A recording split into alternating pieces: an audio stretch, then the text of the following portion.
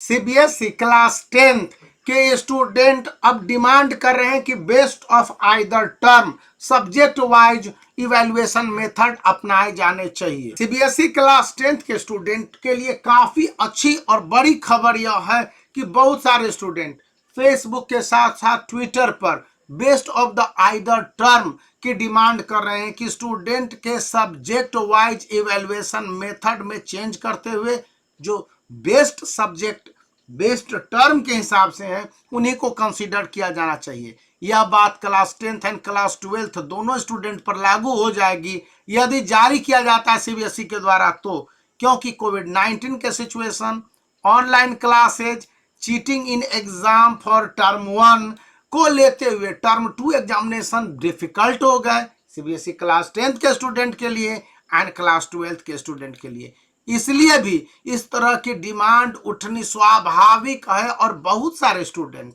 Social media platform का सहारा लेते हुए मांग कर रहे हैं कि सीबीएसई जरा सुन तो लो, तुम केवल अपनी बात क्यों करते हो, तुम्हें स्टूडेंट की बातें सुननी चाहिए। तो जिस तरह से सीबीएसई को स्टूडेंट ललकार रहे हैं या यूं कह लीजिए कि स्टूडेंट डिमांड कर रहे हैं कि best of the either term hashtag को यूज करके कह रहे हैं और रिक्वेस्ट भी कर रहे हैं कि इनकी बातों को सुना जाना चाहिए। स्टूडेंट की बातों में जो भी सच्चाई है और जेन्युइनिटी है, इसको देखते हुए यह कहा जा सकता है कि इस विषय पर कई सारे फैसले लिए जा सकते हैं। अभी के समय में जिसने सीबीएसई के रूल रेगुलेशंस को प्रपोज कर रखा है उसमें based of the either term का कहीं पर कोई ऑप्शन नहीं है। कहा यह गया है कि टर्म 1 50%, टर्म 2 50% और प्रैक्टिकल प्रोजेक्ट और इंटरनल असेसमेंट के मार्क्स होंगे। लेकिन सीबीएसई ने करीब 6 से 9 महीने पहले जब ये टर्म एग्जामिनेशन शुरू होने वाले थे या उससे पहले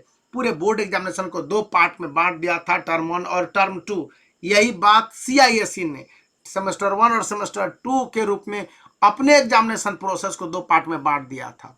तो यहाँ पर जो बातें स्टूडेंट की ओर से आ रही हैं और ऐसे स्टूडेंट लाखों हैं जो डिमांड कर रहे हैं और इसको लेकर रिजल्ट जो टर्म 2 के अवेलेबल होंगे या टर्म 1 के, इस पर आप खुद पढ़ लीजिए कि स्टूडेंट किस तरह की बातें कर रहे हैं कि ऑनलाइन क्लासेज, ऑफलाइन एग्जाम और ऑनलाइन एग्जामिनेशन के दौरान किसी तरह की चीटिंग। जब टर्म 1 एग्जामिनेशन हुए तो बहुत सारे स्कूलों के द्वारा चीटिंग, तो इससे एक गलत मैसेज जा रहा है। वहीं पर एक और स्टूडेंट ने कहा है कि यदि आप ऐसा न कर सकते हैं तो पूरे टर्म 1 और टर्म 2 के वेटेज को ही चेंज कर दीजिए। अभी वेटेज 50-50% का है, आप क्या कीजिए कि